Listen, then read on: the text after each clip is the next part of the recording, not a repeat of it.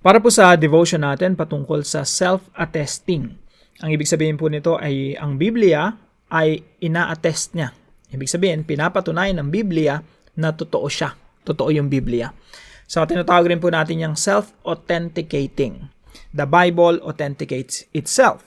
So, as promised po, no, as usual, meron tayong mga separate videos para po sa mas malalim na talakayan, para po ito sa mga exclusive members natin na interesado sa mga topics natin. So, ako po personally, before we go to this topic, no, personally, maraming pagkakataon sa buhay ko na nag-struggle ako. Totoo ba yung Biblia? Totoo bang may Diyos? Totoo ba si Kristo? Pinanganak ba talaga siya bilang Diyos ba talaga siya nagkatawang tao? Or maybe he's just an ordinary person, just like us, na ginos na lang ng mga tao. I want to be convinced of something. No? Mahirap mabuhay sa mundo nang hindi ka convinced ng kahit ano. Imagine, hindi ka convinced na mahal ka ng asawa mo. Or hindi ka convinced na mahal ka ng magulang mo. Or hindi ka convinced na, yung trabaho mo mayroong tenure, may security of tenure. Hindi ka convinced na yung ipinaglalaban mo sa buhay ay worth it. Pakirap mabuhay Parang walang reason para mabuhay. Now, I want to be convinced of something, especially yung Biblia. I want to be convinced, totoo ba talaga yan o hindi. So, ako sa aking journey, sa aking paglalakbay bilang Kristiyano, nakita ko na yung Biblia, it authenticates itself. Ibig sabihin, pinapatunayan ng Biblia na totoo siya, and you can be convinced of the truth of the Bible. Pwede kang ma-convince na totoo talaga yung Biblia. How do I know? Kasi po, yung buong Old Testament, pag inaral mo siyang mabuti, basically it's a prophecy. Ano po yung prophecy? Ito po ay kapahayagan na mangyayari sa hinaharap. So, in detail po yon. Lalo na pag binasa mo yung Isaiah 53, dito po sa mga verses natin, naglagay ako ng ilang mga verses, no? Isaiah 53, Psalm 22, sa Genesis, napakarami. Genesis chapter 1, chapter 2, chapter 3, chapter 8. Basta may mga major characters, puro patungkol kay Jesus yon. Genesis 3:15, Genesis 49:10, panahon ni Joseph, panahon ni Moses, halos lahat yon, panahon ni Abraham, halos lahat yon patungkol po yung kay Jesus Christ. Yung buong Old Testament is a preparation for the coming of Jesus Christ. Kaya nga po sabi ni Jesus Christ sa Luke 24:27, in-interpret niya yung buong Old Testament. Pakinggan niyo pong mabuti. Sabi niya, and beginning with Moses and all the prophets, ibig sabihin, simula pa sa panahon na sinulat ni Moses yung Genesis, Exodus, Leviticus, Numbers, Deuteronomy, and all the prophets, yung mga propeta na sa Old Testament, yung bandang dulo na ng Old Testament. So basically, ang sinasabi ni Jesus Christ, from Genesis to Malachi, He explained to them what was said in all scriptures concerning Himself. Malinaw po yan. So sabi ni Jesus Christ, all these scriptures are about me. This is all about me. So sabi niya, at magmula kay Moses at sa mga propeta, ay pinaliwanag niya sa kanila ang mga bagay tungkol sa kanya sa lahat ng mga kasulatan. So, yung Bible, nahati siya sa dalawa, Old Testament, New Testament. The Old Testament is all about the coming of Jesus Christ. Sabi sa New Testament, sabi ni Jesus Christ, siya mismo nagsabi, the Old Testament is all about Him.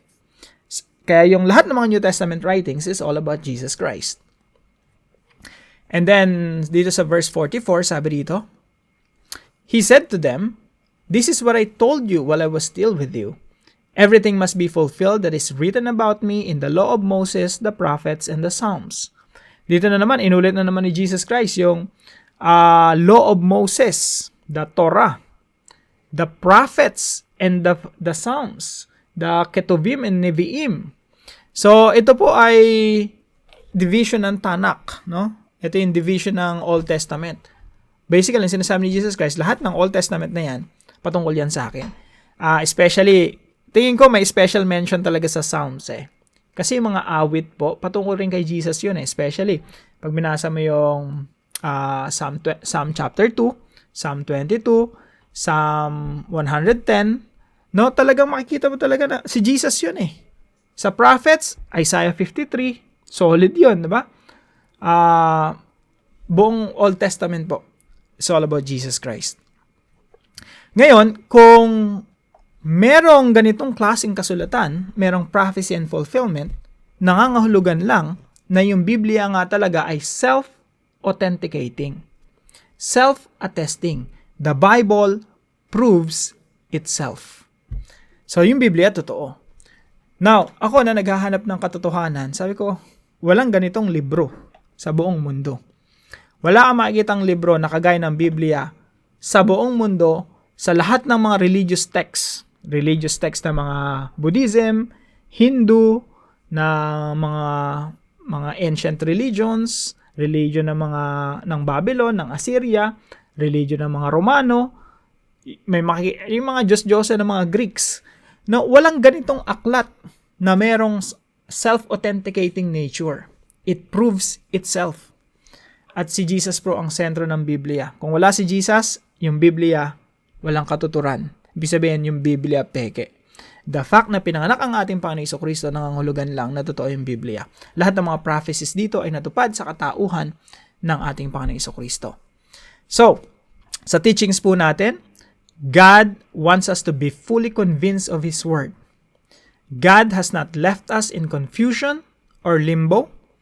God gives us assurance and confidence. Sa mga katuwid, mga kapatid, sa tuwing nagbabasa tayo ng Biblia, kung anong inutos dyan, sundin natin. Kasi totoo yung Biblia.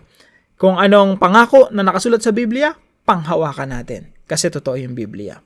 Kung ano man ang sinabi ng Biblia na wag gawin, wag natin gawin.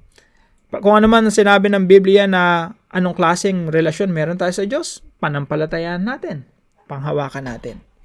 Kaya po hindi lang meron tayong may assurance ng katotohanan ng Biblia, meron din tayong assurance ng salvation. Meron din tayong assurance na totoo yung ebanghelyo. Meron din tayong assurance na totoo si Kristo. So, I hope meron po kayo natutunan, no? Dito sa devotion natin na ito at tumatag tayo, lumalim tayo sa ating pananampalataya. Now, let me close with Romans chapter 8, 38 to 39.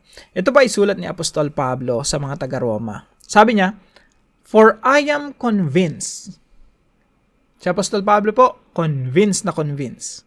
So, sana tayo rin, no? Convinced na convinced. Yung naniniwalang lubos sa sinasabi ng Biblia. And because of that, we have assurance. We have peace from God. We have security from God. Na kahit anong mangyari sa atin, alam natin na merong Diyos na may hawak ng ating buhay at may hawak ng ating kinabukasan. "For I am convinced that neither death nor life, nor angels nor demons, neither the present nor the future, nor any powers, neither height nor depth, nor anything else in all creation, will be able to separate us from the love of God that is in Christ Jesus, our Lord." Patuloy po kayong pagpalain ng ating Panginoon at patuloy po nating i-meditate yung kanyang salita. God bless you po. See you po tomorrow 5 a.m. dito sa ating Daily Devotions.